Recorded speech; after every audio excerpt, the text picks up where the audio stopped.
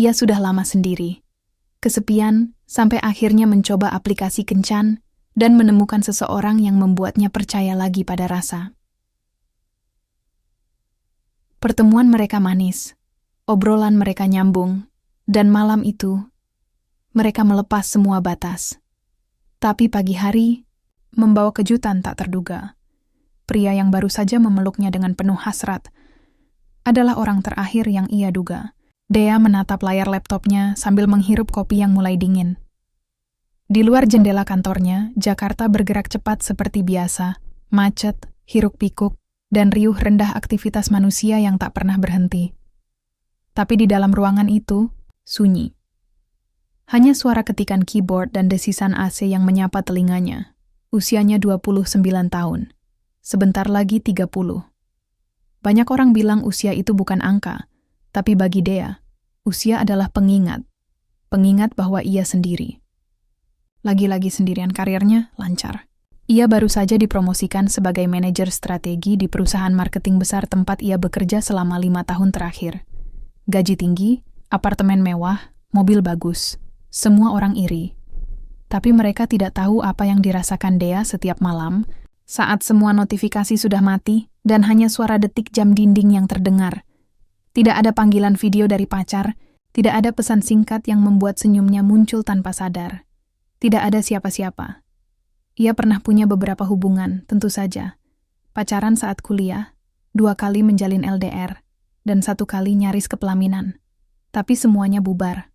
Entah karena kesibukan, beda visi, atau memang takdir berkata lain. Yang pasti, Dea sudah lelah. Lebih dari itu, ia kesepian. Sejak kapan ia merasa begini? Mungkin sejak teman-temannya mulai menikah satu persatu. Dulu mereka sering hangout bareng, tapi sekarang, ucapan selamat ulang tahun dari mantan dan foto-foto, pernikahan mantan-mantan teman kencannya menjadi pemandangan rutin di media sosial. Kamu nggak mikir untuk cari pasangan? Tanya Nia, sahabatnya beberapa minggu lalu saat mereka minum kopi di akhir pekan. Dea hanya tersenyum tipis. Aku nggak nolak kalau ada yang datang. Tapi rasanya susah. Nia menatapnya dengan tatapan iba. Kamu cantik, cerdas, mapan. Masak. Iya nggak ada yang mau. Mungkin orang-orang lihat aku terlalu sudah segalanya. Jadi mereka takut deketin aku. Jawab Dea sambil tertawa kecil. Tapi itu bukan candaan. Itu mungkin benar. Banyak pria melihatnya sebagai wanita karir yang sulit dijangkau. Padahal, di balik blazer rapi dan high heels mahal, Dea cuma ingin dicintai. Seperti perempuan-perempuan lain.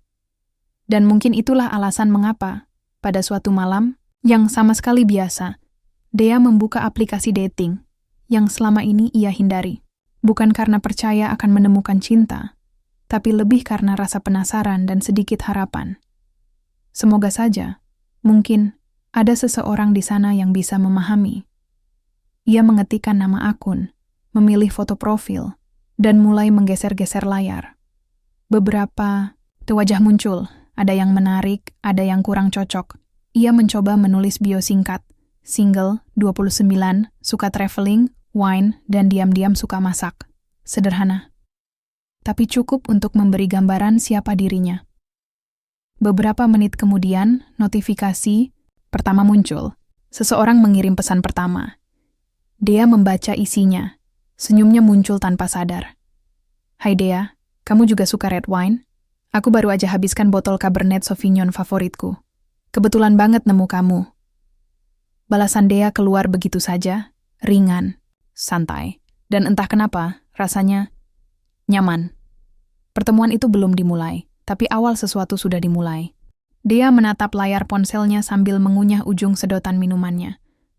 Ia sedang duduk di meja kerjanya, tapi pikirannya nggak fokus sama sekali pada laporan yang harus selesai sore ini. Kamu juga suka red wine? Aku baru aja habiskan botol Cabernet Sauvignon favoritku. Kebetulan banget nemu kamu. Itu pesan pertama dari Arya, nama yang tercantum di profilnya. Nama itu terdengar familiar, tapi Dea yakin ia belum pernah kenal siapapun bernama Arya, selain mantan tetangga kecil, yang dulu sering main bola di depan rumah. Tapi ini pasti bukan dia. Orang itu sudah lama pindah, Dan kalau ingat-ingat, wajah Arya waktu itu lebih mirip anak SD yang kumal daripada pria dewasa dengan foto profil berpakaian rapi dan senyum tenang seperti sekarang. Dea membalas tanpa pikir panjang, Cabernet emang enak, tapi aku lebih suka Merlot. Lebih lembut. Balasan datang cepat. Oh, kita beda selera. Tapi justru itu seru. Bisa saling kasih rekomendasi. Dea tersenyum sendiri. Ini kali pertama percakapan pertama di aplikasi dating terasa ringan. Biasanya, orang langsung nanya, "Kamu tinggal di mana?" Atau "Kamu kerja apa?" Bahkan kadang-kadang langsung mesra-mesraan dalam 1 jam pertama. Tapi Arya tidak begitu. Ia malah mulai cerita tentang pengalamannya mencoba bikin anggur sendiri di rumah. Tentu saja gagal total karena fermentasinya aneh dan baunya kayak bensin dicampur buah busuk. Dea tertawa membacanya. "Jadi kamu eksperimen sendiri. Katanya suka wine. Ternyata pemula," balas Dea. "Aku emang pemula. Tapi belajar. Lagian, kalau bisa bikin enak, mungkin aku bisa ajak kamu cobain. Dan kalau enak, kamu bisa jadi partner. Bisnisku. Wine by Arya and Dea. Kedengaran bagus, kan?" Dea nyaris tersedak karena tertawa. Ia mengetik balasan sambil masih menyeka air mata karena ketawa. "Partner bisnis? Serius? Aku aja belum pernah bikin anggur. Tapi kalau kamu janji ngajarin, aku mau." Dan percakapan terus berlanjut. Mereka ngobrol tentang banyak hal. Film favorit, buku yang lagi dibaca, hingga soal pekerjaan. Arya ternyata bekerja di bidang arsitektur tapi nggak cuman bangunan. Dia juga sempat kerja di proyek desain interior untuk hotel dan restoran. Katanya, ia suka melihat ruang yang punya cerita. Setiap ruangan punya moodnya masing-masing. Ada yang bikin nyaman, ada yang bikin tegang. Aku suka menciptakan suasana yang bikin orang betah. Dea membaca kalimat itu sambil tersenyum. Entah kenapa, rasanya Arya benar-benar pandai membuat orang merasa nyaman. Bahkan hanya lewat chat. Dari hari ke hari, mereka terus bertukar pesan. Kadang setiap pagi, kadang saat istirahat kerja, kadang malam hari saat Dea baru pulang dari meeting. Ia mulai menantikan notifikasi dari Arya. Seringkali, jika Arya sedang sibuk, Dea akan menahan diri untuk tidak terus-terusan mengecek ponsel. Tapi tetap saja, hatinya sedikit kecewa kalau seharian tidak ada kabar. Lama-lama, Dea mulai merasa bahwa mungkin Arya ini bukan sembarang orang. Mungkin ia bisa menjadi seseorang yang spesial. Padahal, ia belum pernah lihat wajah Arya secara utuh. Hanya foto profil dan beberapa foto lain yang terlihat biasa. Foto di restoran, foto saat liburan, foto dengan teman. Tapi dari caranya bicara, dari cara ia mendengar dan merespons, dia merasa dipahami. Suatu malam, Arya menulis, "Kita udah cukup lama ngobrol. Kayaknya seru kalau ketemu langsung. Kamu mikirin juga nggak?" Dia menatap layar ponselnya lama. Jantungnya tiba-tiba berdebar. Ia sangat ingin, tapi juga takut. Takut kalau ternyata Arya tidak seperti yang ia bayangkan. Takut kalau hubungan ini berakhir seperti semua percakapan online lainnya. Manis di chat, hambar saat bertemu. Tapi, kemudian ia mengetik balasan. "Aku mikirin itu. Tapi janji ya, kalau kamu ternyata bukan Arya, tapi penipu atau sesuatu, aku langsung kabur." Arya membalas cepat. "Aku janji. Kalau aku bukan Arya, aku yang kabur duluan. Soalnya aku bakal malu abis-abisan. Tapi kalau aku Arya beneran, mungkin kamu nggak akan kabur kok." Dea tertawa pelan. Ia menatap layar ponselnya sejenak, lalu mengetik satu kalimat terakhir sebelum tidur. "Besok aku coba cari waktu. Kita janjian?" Pagi esok harinya, Arya sudah membalas. "Siap, tempatnya aku yang tentuin. Tapi janji ya, kalau kamu nggak cocok, kita bisa jadi teman baik. Tidak awkward." Dea membaca pesan itu sambil tersenyum. Ia tidak tahu apakah semuanya akan berakhir manis, atau malah jadi kekecewaan baru. Tapi untuk pertama kalinya dalam waktu lama, ia merasa ada harapan. Dan mungkin, akhirnya, Yubina Cubes Puan lagi. Malam itu, Dea baru saja selesai mandi setelah seharian sibuk dengan rapat internal dan laporan yang harus dikirim ke manajemen pusat. Ia duduk di sofa dengan handuk masih melilit rambutnya, memakai kaos oversize dan celana pendek tidur. Ia mengambil ponsel dan membuka aplikasi dating itu tanpa sadar. Sejak beberapa hari terakhir, buka aplikasi sudah jadi kebiasaan otomatis, seperti cek media sosial atau pesan WhatsApp. Dan seperti biasa, notifikasi dari Arya muncul duluan. Kamu pasti baru pulang kerja ya? Masih melelahkan? Dea tersenyum. Arya selalu tahu kapan dia sedang sibuk atau santai. Mungkin karena mereka pernah cerita soal jam kerja masing-masing. Ia mengetik sambil bersandar di sofa. Iya. Capek banget, tapi udah selesai kok. Sekarang, aku cuma pengen rebahan. Balasan Arya cepat datang. Santai dulu. Aku temenin ngobrol bentar. Boleh? Dea tertawa kecil. Boleh, katanya dalam hati. Meski ia belum tahu nanti obrolannya akan sampai mana. Mereka mulai bicara tentang pekerjaan. Arya bercerita kalau hari ini dia baru aja selesai meeting sama tim untuk proyek desain interior sebuah restoran di Senayan. Katanya, si pemilik restoran ingin nuansa nyaman tapi eksentrik, dan Arya bilang, itu kayak disuruh bikin rumah hantu yang ramah anak. Aku bingung harus mulai dari mana, tulis Arya. Dia membalas. Jadi kamu tuh kayak psikolog ruangan. Juga ya? Ngegabungin kepribadian orang dengan tempat mereka tinggal atau kerja? Arya balas cepat. Kayak gitu sih. Cuman aku nggak dipanggil psikolog, tapi tukang dekor. Tapi iya, aku suka lihat cara orang bereaksi sama ruang. Ada yang langsung nyaman, ada yang malah gelisah. Itu seru. Dea membaca, lalu tersenyum sendirian lagi. Dia suka cara Arya bicara. Tenang, penuh pikiran, tapi tetap bisa lucu kalau dibutuhkan. Lama-lama, topik berubah. Mereka mulai bicara tentang masa lalu. Arya cerita kalau dulu waktu kecil, ia pernah tinggal di daerah Bandung selama beberapa tahun. Ibunya kerja di universitas, ayahnya dosen. Keluarga intelek. Katanya, itu sebabnya ia dulu agak susah punya teman karena sering dipandang sebagai anak pinter. Padahal aku cuma suka baca buku. Nggak sombong juga, tulis Arya. Dea ketik. Pasti banyak yang iri sama nilai ujian kamu ya? Iri? Bukan. Lebih ke dibenci. Ada yang nyiram buku aku pakai tinta biar nggak kelihatan pas ujian. Seriusan loh. Aku marah banget waktu itu. Dia geli sendiri membayangkan Arya kecil marah-marah sambil pegang buku basah. Kamu emang tipikal marah keras? Nggak juga. Tapi kalau sesuatu yang aku usahain dirusak orang aku kesel. Apalagi kalau itu buku. Aku sayang banget sama buku. Dea diam sejenak. Lalu ia mengetik pelan-pelan. Aku sama kayak kamu. Kalau buku, apalagi yang aku beli sendiri, aku perlakukan kayak harta karun. Obrolan terus mengalir. Dari buku, mereka bahas film. Dari film ke musik. Dari musik ke kenangan masa kecil. Dan dari kenangan mereka mulai masuk ke hal-hal yang lebih personal. Arya bertanya, kalau kamu, Dea, kamu pernah merasa benar-benar sendirian? Bukan fisiknya, tapi perasaan. Di tengah keramaian pun, rasanya kosong. Pertanyaan itu membuat Dea diam cukup lama. Jari-jarinya berhenti mengetik. Ia menatap layar, lalu menarik napas panjang. Ia bisa bohong, bisa jawab, enggak, atau kadang aja.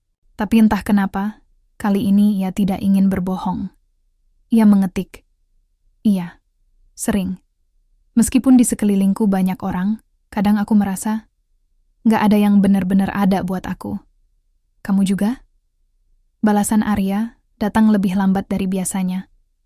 Beberapa menit, cukup untuk membuat Dea sempat mikir, apa aku salah tanya, tapi akhirnya muncul. Iya, aku juga. Bahkan saat aku punya istri dan keluarga, aku pernah merasa sendirian. Kayaknya kita semua pernah ngerasain itu, ya? Dea membacanya sambil menahan napas. Entah kenapa, kata-kata itu terasa begitu familiar. Begitu tepat, ia mengetik lagi. Mungkin karena kita terlalu sibuk menjaga diri, sampai lupa caranya minta tolong. Arya membalas. Atau mungkin kita cuma butuh seseorang yang mau duduk di dekat kita, tanpa banyak bicara. Cuma, Ada. Dea menutup ponselnya perlahan. Matanya sedikit berkaca-kaca, tapi bukan sedih. Lebih ke lega. Rasanya, untuk pertama kalinya, ia merasa ada yang memahami. Entah kenapa, ia mulai merasa bahwa janji ketemu besok bukan hanya sekadar janji. Mungkin Arya ini bukan cuma obrolan biasa. Mungkin, ia adalah seseorang yang pantas ditunggu. Dea duduk di pojok kafe favoritnya, tempat yang biasa ia kunjungi kalau ingin kerja sambil minum kopi dengan suasana tenang. Ia memesan flat white dan camilan ringan meskipun tidak benar-benar lapar. Perutnya berdebar seperti biasa saat hari pertama bertemu seseorang dari aplikasi. Ia memakai baju yang sederhana tapi tetap rapi, blus putih dan celana jeans biru tua. Rambutnya disisir ke belakang, hanya sedikit make up. Tidak terlalu berusaha tapi tetap ingin terlihat baik. Layar, ponselnya masih menyala. Arya bilang dia sudah dekat, cuma macet sedikit di jalan. Dea menatap pintu masuk kafe bolak-balik, mencoba mengira-ngira siapa yang mungkin Arya. Dari foto profil, Arya kelihatan tinggi, berwajah tirus, berambut pendek dan tersenyum santai. Tapi, yaitu, foto bisa menipu. Beberapa menit kemudian seorang pria masuk, mengenakan jaket coklat dan celana jeans. Ia melihat ke sekeliling, lalu matanya bertemu dengan Dea. Senyumnya muncul, dan ia mulai berjalan ke arah meja. Dea tersenyum balik, otomatis. Tapi begitu pria itu semakin dekat, ada sesuatu yang aneh. Ada yang familiar.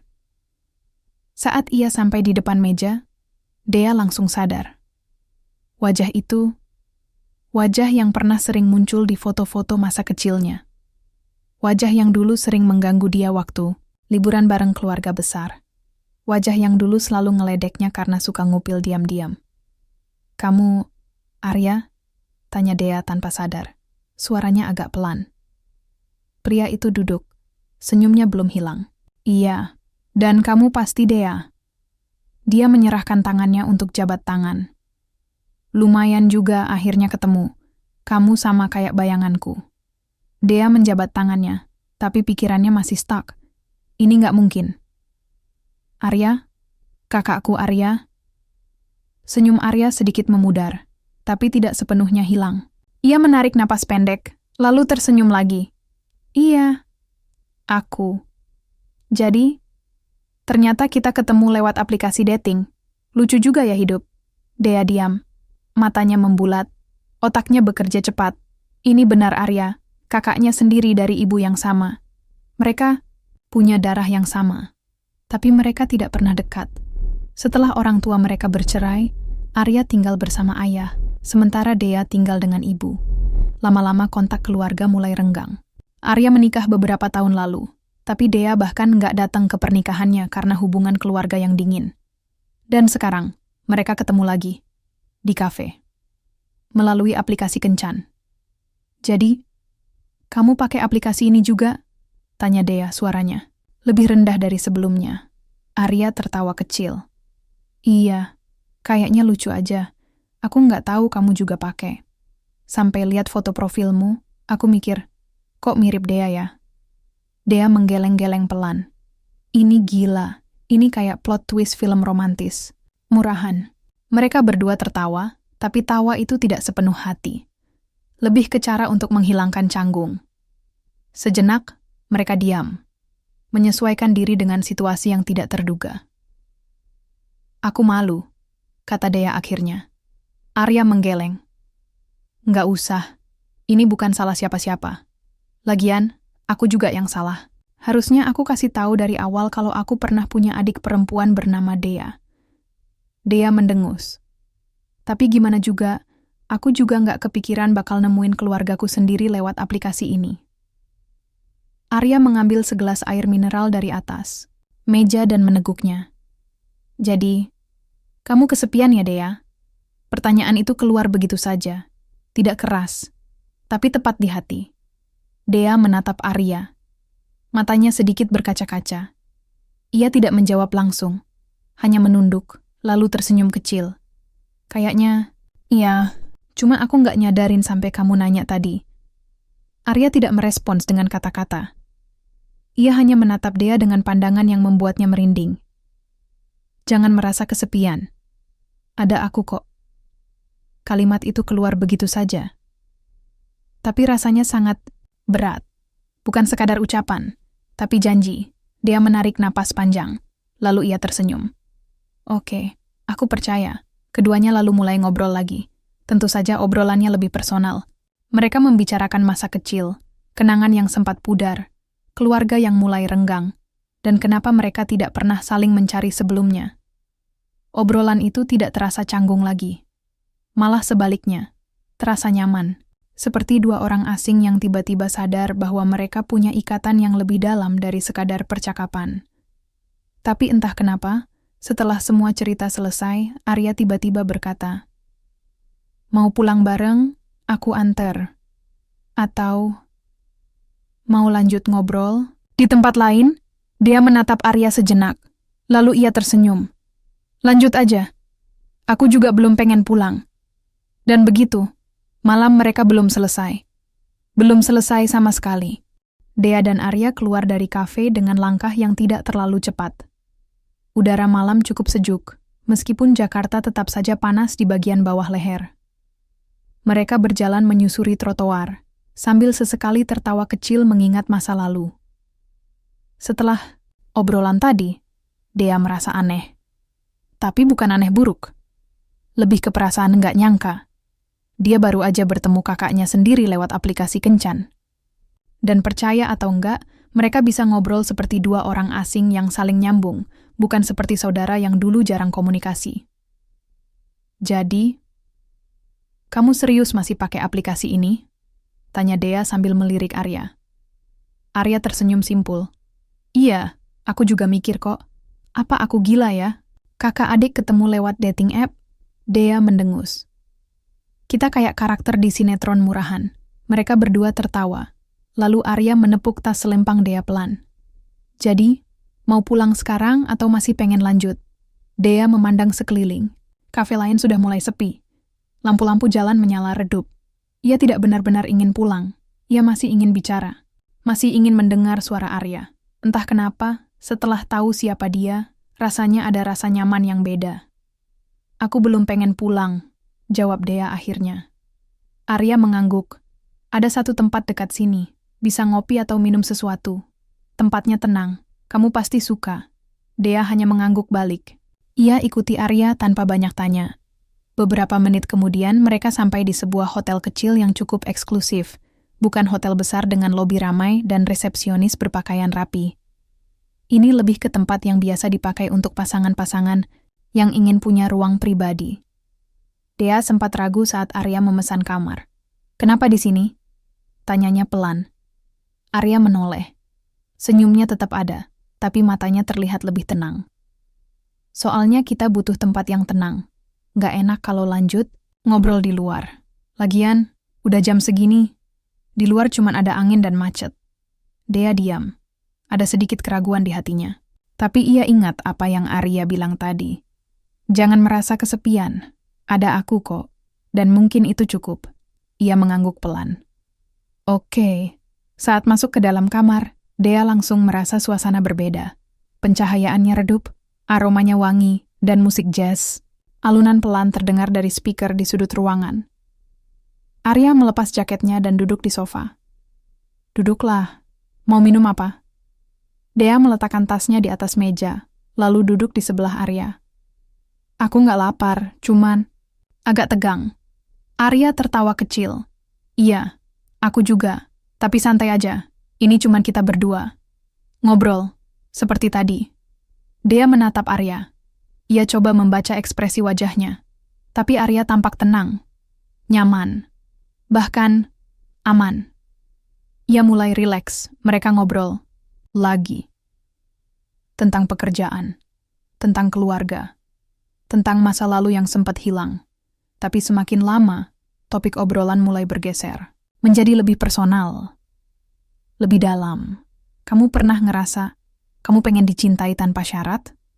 tanya Arya tiba-tiba. Dea terdiam. Pertanyaan itu terasa begitu berat. Begitu familiar. "Iya," jawabnya pelan. "Aku kadang ngerasa semua Orang lihat aku sebagai wanita karir, sempurna, mandiri, tapi aku juga manusia. Aku juga butuh disayang, diperhatikan, dipeluk. Arya menatap Dea. Matanya tidak menyindir, hanya penuh pengertian. Kalau kamu merasa seperti itu, katanya pelan, aku akan selalu ada. Tidak peduli apapun yang terjadi. Aku adalah kakakmu. Tapi aku juga manusia. Aku juga bisa merasakan hal-hal yang sama. Dea menatap Arya. Ia melihat wajah seorang pria dewasa yang dulu pernah menjadi anak laki-laki sombong yang sering mengganggunya. Tapi sekarang, ia melihat seseorang yang bisa mengerti, yang bisa membuatnya merasa utuh. Tanpa sadar, tangannya menyentuh tangan Arya. Ringan, hanya ujung jari. Arya tidak menarik tangannya. Perlahan, ia menggenggam jemari Dea. Hangat, lembut, tidak ada kata-kata lagi. Hanya detak jantung mereka berdua yang mulai berdebar lebih cepat. Dan malam itu belum selesai. Belum selesai sama sekali. Dea tidak tahu kapan tepatnya batas itu mulai menghilang. Yang ia tahu, tangan Arya masih menggenggam tangannya. Hangat, nyaman, tidak terburu-buru, tapi juga tidak melepaskan. Mereka duduk bersebelahan di sofa kecil dalam kamar hotel yang redup. Musik jazz pelan-pelan mulai hilang dari peredaran, digantikan oleh suara napas mereka yang perlahan memburu. Arya menatap Dea. Matanya tidak lagi seperti mata seorang kakak yang biasa bicara dengan adiknya. Lebih dari itu, lebih intens, seperti sedang mencoba membaca hati Dea tanpa kata. Dan Dea tidak menolak tatapan itu. Ia merasa aneh, tapi bukan takut. Lebih ke rindu. Rindu akan sentuhan. Rindu akan kasih sayang yang tidak hanya datang dari ucapan, tapi juga dari dekapan. Kamu masih kesepian? Bisik Arya pelan. Dea menelan ludah. Masih. Arya tersenyum tipis. Lalu ia mendekatkan wajahnya. Perlahan, seolah memberi waktu untuk Dea mundur kalau mau, tapi Dea tidak mundur. Ia diam, menunggu. Dan saat bibir Arya menyentuh bibirnya, Dea menutup matanya. Ciuman itu lembut, tidak agresif, tapi penuh makna, penuh perasaan. Seperti sebuah janji yang tidak perlu diucapkan. Lama-lama, ciuman itu menjadi lebih dalam. Arya menjilat sudut bibir Dea. Dea membuka mulutnya sedikit, dan lidah mereka bertemu. Lambat. Berirama. Saling mencari dan saling memberi. Tubuh Dea mulai panas. Bukan karena alkohol atau suasana romantis murahan, tapi karena ini nyata. Ini dia, dan ini Arya. Tanpa sadar, tangannya naik ke belakang kepala Arya, menariknya lebih dekat. Memperdalam ciuman. Arya mengerang pelan. Suaranya rendah, hampir seperti desisan. Kita nggak harus, katanya sambil menarik napas. Kalau kamu belum siap, Dia menatap Arya, matanya berkaca-kaca. Tapi bukan sedih, lebih ke lega. Aku siap, jawabnya pelan. Aku cuma butuh kamu. Dan dengan satu tarikan napas, Arya menciumnya lagi. Kali ini lebih dalam, lebih berani. Tangan Arya mulai bergerak, mengusap lengan Dea, bahunya, lalu turun ke pinggang. Ia menarik Dea ke pangkuannya. Dea duduk di atasnya, melilitkan kedua tangannya ke leher Arya. Rasanya begitu alami, begitu benar. Meskipun salah, Arya mulai membuka blus Dea. Satu persatu kancing dilepas. Dengan sabar, dengan hormat. Seperti ia sedang membuka hadiah yang sangat berharga. Saat blus itu jatuh dari bahunya, Dea menahan napas. Tapi Arya tidak buru-buru. Ia mencium lehernya, pelan. Menghisap ringan kulit Dea, cukup untuk membuatnya mendesah. Kamu manis banget, bisik Arya. Dea tersenyum, matanya tetap tertutup, hatinya berdebar, tubuhnya gemetar. Tapi ia tidak ingin berhenti. Arya membawanya ke ranjang, mereka rebah beriringan. Tanpa kata, hanya gerakan, sentuhan. Napas yang semakin cepat, pakaian mereka mulai hilang satu persatu. Celana jeans, kemeja, bra, celana dalam, Semua jatuh ke lantai, diabaikan, diganti dengan pelukan hangat dan kulit yang saling menempel. Arya memandangi tubuh Dea di bawah lampu redup. Ia tersenyum. "Kamu cantik sekali." Dea menarik napas. Pipinya memerah, tapi ia tidak malu. Justru ia bangga bisa dilihat seperti itu oleh Arya. Arya mulai mencium dadanya. Puting Dea mulai mengeras.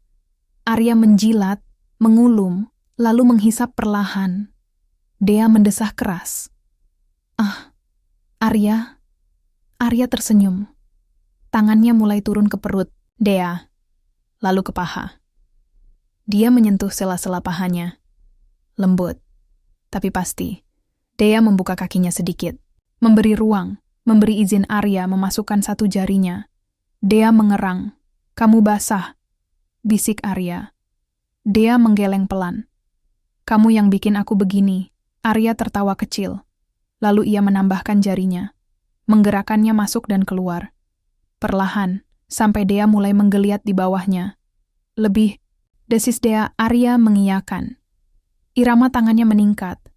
Dea mulai merasakan sesuatu yang membangkitkan. Sesuatu yang lama tidak ia rasakan. Dan saat ia mencapai puncaknya, ia menjerit pelan. "Ah." Arya. Tubuhnya gemetar.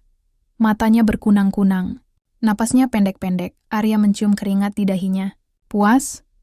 Dea tersenyum. Masih terengah-engah. "Kamu belum..." Arya tertawa kecil. "Tenang, aku baru mulai."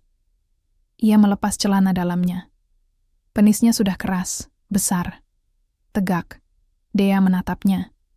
Lalu ia menyambutnya dengan tangan, meremas lembut, lalu membawanya ke lubang basahnya. Arya menempelkan ujung penisnya ke pintu masuk Dea. Lalu perlahan, ia masuk. Dea menarik napas dalam-dalam.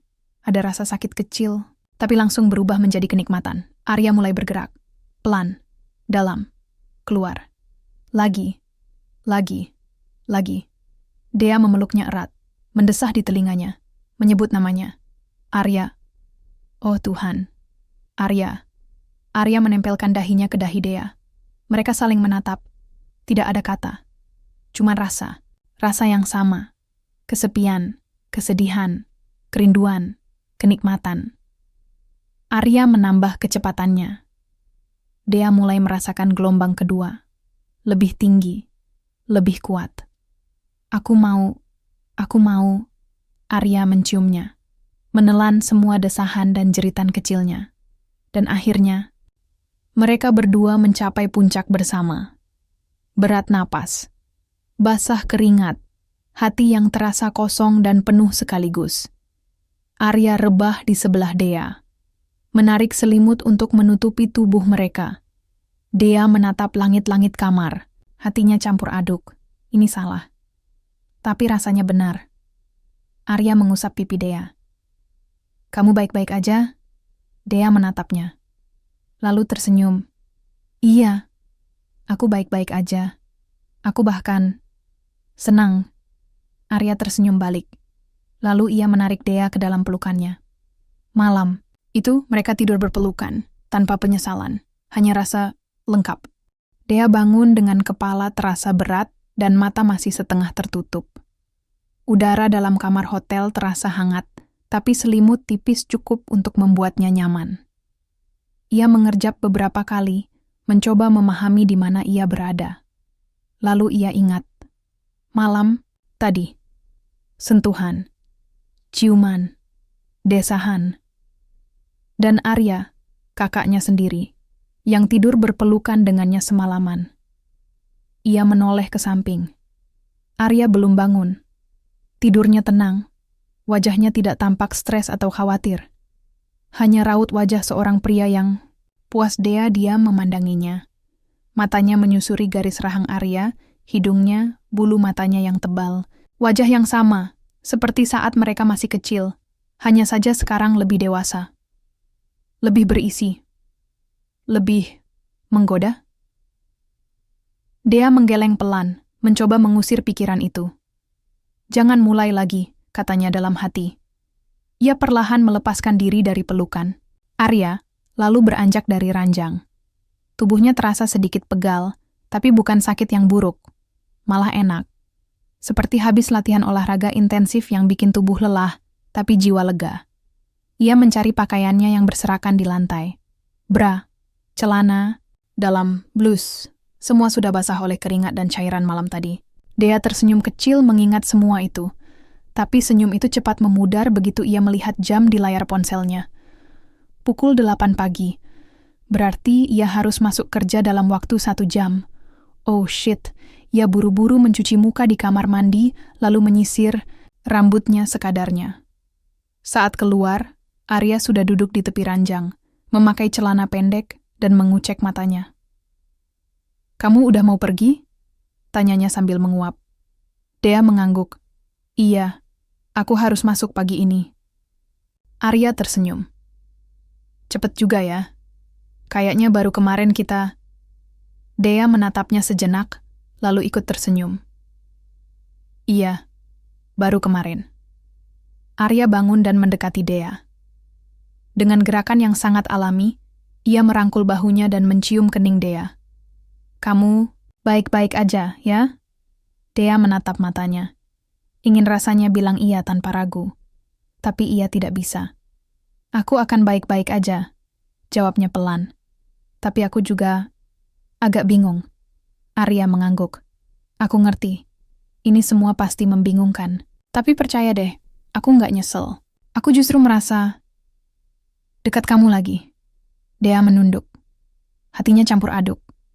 Ada rasa bahagia, ada rasa takut, dan ada rasa bersalah yang mulai merasuk. "Kamu, gimana soal istri kamu?" tanyanya akhirnya. Wajah Arya langsung berubah. Tidak marah, tapi serius. "Dia baik-baik aja. Kami punya hubungan yang biasa aja. Nggak jelek, tapi juga nggak bagus banget." Dea mengerat-kerat ujung bajunya. "Jadi, kamu main aplikasi ini karena..." Arya menarik napas panjang, lalu ia menjawab dengan tenang. "Karena aku butuh sesuatu yang beda.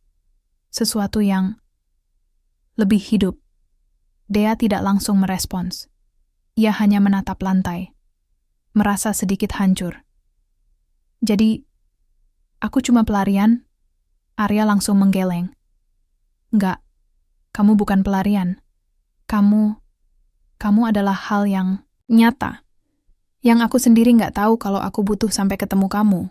Dea mengangkat wajahnya, matanya berkaca-kaca. "Tapi kamu sudah menikah, Arya." Arya menatapnya, tidak membela diri, hanya mengangguk pelan. "Iya, aku sudah menikah. Tapi, aku manusia biasa.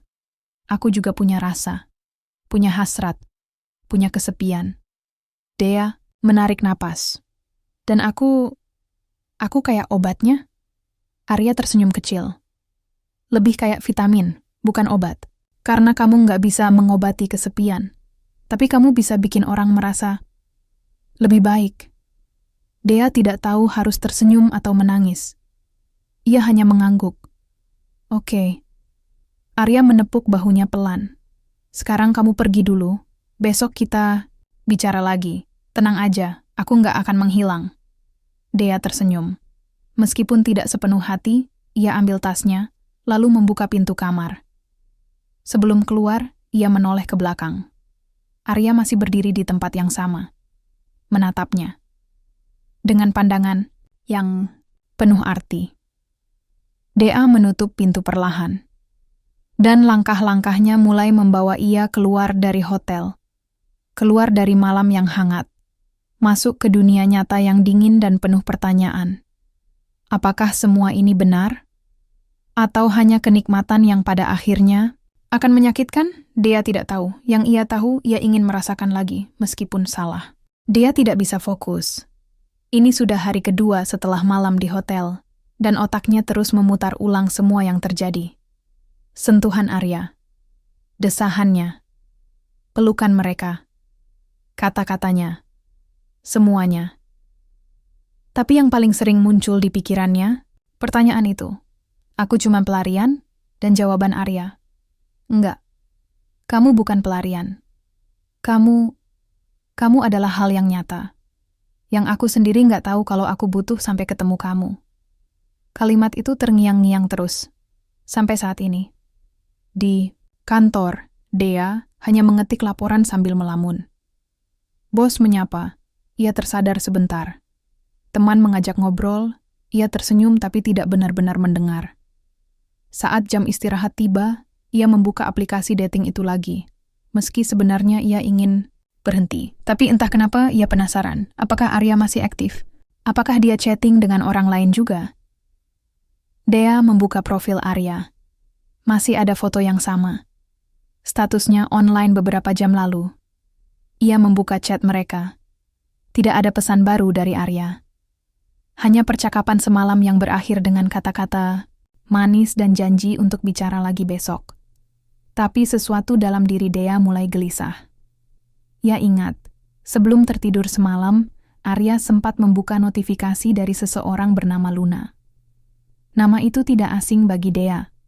Beberapa kali muncul di obrolan mereka sebelumnya. Saat itu Arya bilang Luna adalah teman lama. Tapi sekarang, Dea mulai ragu. Ia mencoba mengalihkan pikiran. Membuka media sosial. Mencari pekerjaan baru. Apapun. Tapi rasa penasaran itu seperti bisikan kecil di telinga yang terus membesar. Akhirnya, saat jam pulang tiba, Dea langsung masuk ke taksi online dan menuju apartemen Arya. Ia tidak memberi kabar dulu. Ia ingin memastikan sendiri. Arya tinggal di apartemen lantai 17 di sebuah kompleks dekat Senopati. Dea sudah pernah ke sini sekali, beberapa tahun lalu, saat ibunya mengadakan acara keluarga dadakan. Petugas keamanan mengenalinya karena wajahnya familiar. Ia masuk tanpa banyak pertanyaan. Dengan jantung berdebar, Dea mengetuk pintu apartemen Arya. Beberapa detik kemudian, pintu dibuka. Arya tampak terkejut. "Kamu, kok bisa di sini?" Dea tersenyum tipis. "Aku pengen ketemu kamu, tapi kayaknya kamu lagi sibuk ya." Arya menoleh ke dalam.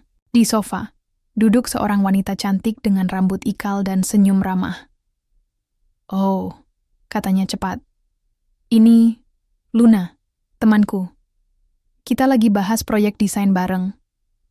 Luna melambaikan tangan. "Hai, aku udah sering dengar nama kamu. Kamu pasti Dea?" "Ya." Dea mengangguk pelan. "Iya, salam kenal." Ia merasakan sesuatu di dada, sesuatu yang aneh, bukan marah, lebih ke cemas.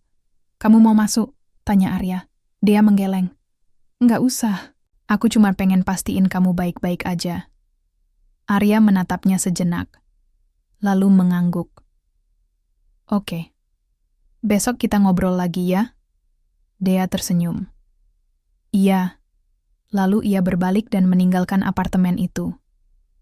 Langkah kakinya terdengar tenang dari luar. Tapi di dalam hati, gelisah. Sampai di rumah, Dea langsung membuka laptop dan mencari akun Luna di media sosial. Profilnya terbuka. Foto-fotonya banyak. Dan beberapa di antaranya dengan Arya. Mereka berdua sedang di restoran, di pantai. Bahkan di salah satu foto, Luna memakai baju tidur dan Arya sedang merekam video selfie bersamanya di kamar. Dea menatap layar. Napasnya pendek-pendek, ia mencoba mengontrol emosi. Berusaha tetap tenang. Jangan buru-buru nyimpulkan. Belum tentu mereka punya hubungan spesial.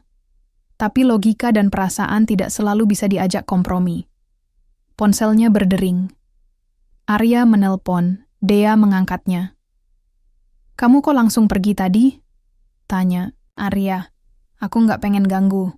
Lagian, kamu kelihatan sibuk sama Luna." Arya diam sejenak, lalu menjawab. "Dia cuma teman kerja Dea. Aku serius." Dea menahan napas. "Kamu pernah bilang begitu soal dia. Tapi, kenapa foto-foto kalian kayak gitu?" Arya tidak langsung menjawab. Dea mendengar suara helaan napas di ujung sana. "Kami pernah dekat, akunya akhirnya. Tapi udah lama. Sekarang kami cuma teman. Dia lagi bantu aku kerjaan." Dea menutup mata. Hatinya sakit. "Kenapa kamu nggak pernah cerita soal dia sebelumnya?" Arya menjawab pelan. "Aku takut kamu salah." "Paham." Dea tertawa kecil. Dan ternyata aku salah paham juga. Arya diam. Aku nggak ada maksud apa-apa sama Luna. Aku cuma belum bisa lepas dari lingkaran itu sepenuhnya. Dea menatap layar laptop. Rasa sakit itu mulai menyebar. Apa artinya aku buat kamu, Arya? Arya tidak langsung menjawab. Lama sekali. Lalu ia berkata, kamu lebih dari sekadar sesuatu. Kamu adalah tempat aku pulang. Dea menarik napas panjang. Tapi kamu sudah punya rumah. Dan kamu punya istri. Arya tidak menjawab. Dea tersenyum getir. Besok, kita lanjut ngobrol lagi, ya. Aku butuh waktu. Sebelum Arya sempat merespons, Dea menutup panggilan itu. Ia rebah di kasur, menatap langit-langit. Hatinya penuh, tapi kosong. Rasanya seperti baru saja menemukan sesuatu yang hilang. Tapi ternyata, itu bukan miliknya. Dea tidak mengangkat telepon Arya. Sudah 2 hari berlalu sejak ia melihat foto-foto itu. Foto Arya dan Luna. Wajah-wajah mereka yang terlihat begitu akrab, begitu nyaman satu sama lain. Seperti orang yang sudah saling kenal dalam, bukan cuman dari luar. Setiap kali Dea membuka aplikasi dating itu, atau menerima notifikasi dari Arya, jantungnya berdebar. Tapi bukan karena rindu, lebih ke rasa takut. Apa aku cuma pelarian? Pertanyaan itu terus menghantuinya, sampai ia mulai meragukan semua hal, termasuk malam di hotel itu. Termasuk perasaannya sendiri. Apakah semua itu hanya nafsu semata, atau memang cinta? Hari-hari berikutnya, Dea mencoba hidup seperti biasa. Pagi-pagi bangun, mandi, sarapan, kerja. Sore pulang, belanja, masak, menonton drama, tidur. Aktivitas yang sama. Tapi rasanya beda. Kosong. Sepi. Padahal ia sudah tahu sebelum ini bahwa kesepian bisa datang meski ada banyak orang di sekeliling. Tapi sekarang, ia merasakan sesuatu yang lebih parah. Kesepian yang dulu sempat hilang kembali lagi. Karena Arya pergi, bukan secara fisik. Ia masih ada, masih mengirim pesan, masih menelpon. Tapi bagi Dea, ia sudah pergi. Perlahan, tanpa kata perpisahan. Beberapa hari kemudian, saat jam istirahat kerja, Dea menerima pesan dari Arya. Aku minta maaf kalau kamu merasa disalahin atau dicuekin. Aku nggak bermaksud begitu. Dea membaca pesan itu sambil menahan napas. Ia ingin langsung balas. Tapi jari-jarinya enggan mengetik. Akhirnya ia jawab, aku nggak marah. Aku cuma butuh waktu untuk mikir. Balasan Arya cepat datang. Aku ngerti. Tapi aku juga pengen kamu tahu. Apa yang kita lakuin, itu bukan cuma nafsu buat aku. Itu adalah cara aku merasa hidup lagi. Dea menatap layar ponselnya lama. Lalu ia mengetik. Tapi kamu punya istri. Kamu punya keluarga. Kamu punya tanggung. Jawab. Beberapa detik diam. Lalu muncul balasan. Iya, aku tahu itu. Dan aku nggak pernah lupa. Tapi, kadang, manusia bisa merasa mati di tengah hidup. Dan kamu bikin aku merasa hidup lagi. Dea menutup mata. Mendengar kata-kata itu, membuatnya sedikit bahagia, tapi juga semakin hancur, karena Arya tidak menjawab pertanyaan besar yang ada di hatinya. Apa aku artinya sesuatu yang serius buat kamu? Atau cuma sementara? Beberapa hari setelah percakapan itu, Arya mengajak Dea ketemu. Aku pengen ketemu kamu, bicara baik-baik. Tanpa HP, tanpa gangguan, Dea ragu, tapi akhirnya mengiyakan. Mereka janjian di sebuah kafe kecil di bilangan Kemang, tempat yang tidak ramai, cuman beberapa meja, musik jazz pelan, dan suasana yang tenang. Arya sudah duduk di pojok saat Dea datang. Ia tersenyum pelan begitu melihat Dea. Kamu datang, katanya. Dea mengangguk. Iya. Ia duduk di hadapan Arya. Mereka memesan minuman. Kopi hitam untuk Arya, teh chamomil untuk Dea. Beberapa detik diam. Lalu Arya mulai bicara. Aku nggak akan bohong. Aku suka istriku. Dia baik. Dia sabar. Tapi, kami udah lama nggak punya hubungan yang hangat. Kami cuman hidup bareng. Tapi, kayaknya nggak benar-benar bersama. Dea mendengarkan tanpa menyela. Aku sadar, aku salah. Aku nggak seharusnya main-main di luar. Aku juga nggak seharusnya melakukan hal-hal dengan kamu. Tapi aku juga manusia. Aku juga punya perasaan, punya hasrat, punya rindu. Dea menatap Arya. Matanya berkaca-kaca. Dan aku ini apa buat kamu? Arya diam. Lalu ia menjawab dengan suara pelan. Kamu adalah bagian dari hidupku yang aku kira udah hilang. Kamu adikku. Tapi kamu adalah tempat aku bisa jadi diriku sendiri, tanpa harus pura-pura. Dia menarik napas panjang. Tapi aku bukan solusi buat kamu, Arya. Aku bukan obat buat kesepianmu. Aku bukan alasan buat kamu kabur dari rumah. Arya menatap Dea. Matanya berkaca-kaca juga. Iya, aku tahu itu. Dan aku nggak pernah niatin kamu jadi gitu. Tapi aku juga nggak bisa bohong. Aku merasa deket kamu lagi. Aku merasa utuh. Dea tersenyum getir. Tapi kita nggak bisa begini terus. Arya mengangguk. Aku tahu. Aku akan perbaiki rumah tanggaku. Aku akan coba bicara sama istriku. Aku nggak akan menghilang dari hidupmu. Tapi aku juga nggak bisa terus-terusan seperti ini. Dea menatap Arya. Hatinya sakit, tapi juga lega. Oke, bisiknya. Aku percaya kamu. Arya tersenyum tipis. Lalu ia menambahkan, kalau kamu masih mau, kita tetap bisa bertemu. Tapi sebagai saudara. Bukan. Selain itu. Dea menatap Arya lama. Lalu ia mengangguk. Iya, sebagai saudara. Dan untuk pertama kalinya, Dea merasa bahwa meskipun ia belum sepenuhnya pulih, setidaknya ia sudah mulai berjalan menuju pemulihan. Dengan langkah yang lebih perlahan, lebih hati-hati, tapi pasti.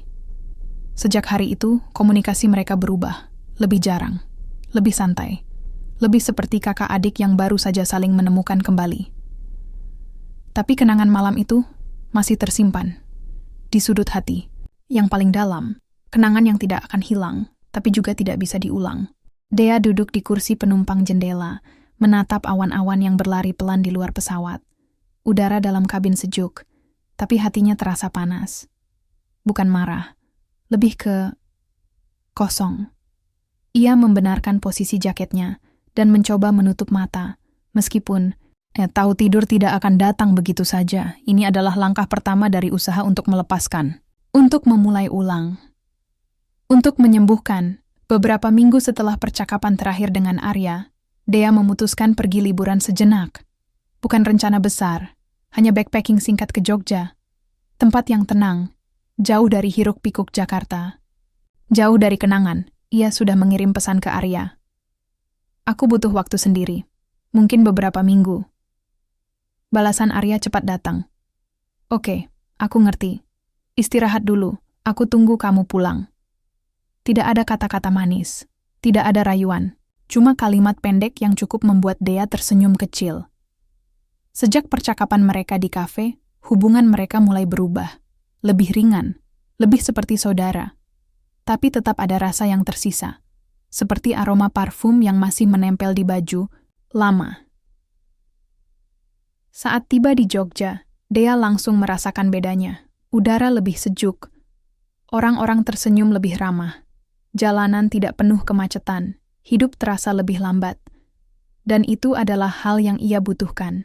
Ia menyewa kamar di guest house kecil, dekat Malioboro. Nggak mewah tapi nyaman. Ia mulai menjalani hari-harinya dengan santai, bangun pagi, sarapan soto ayam, jalan-jalan tanpa tujuan, dan malamnya menulis di buku harian kecil yang dibawanya. Ia menulis tentang pekerjaannya, tentang teman-temannya, tentang masa lalu, tentang Arya, dan suatu malam, saat sedang menulis, tangannya berhenti di tengah kalimat, aku masih merindukannya. Dea menutup buku itu perlahan, menarik napas panjang, lalu tertawa kecil pada diri sendiri. Aku ini memang gila, bisiknya. Beberapa hari setelah sampai di Jogja, Arya mengirim pesan lagi. Kamu udah sampai? Dea membaca pesan itu sambil tersenyum. Jawabannya cuma satu kata. Iya. Balasan Arya datang tak lama kemudian. Jaga diri baik-baik. Aku doain kamu ketemu sesuatu yang bisa bikin kamu bahagia di sana.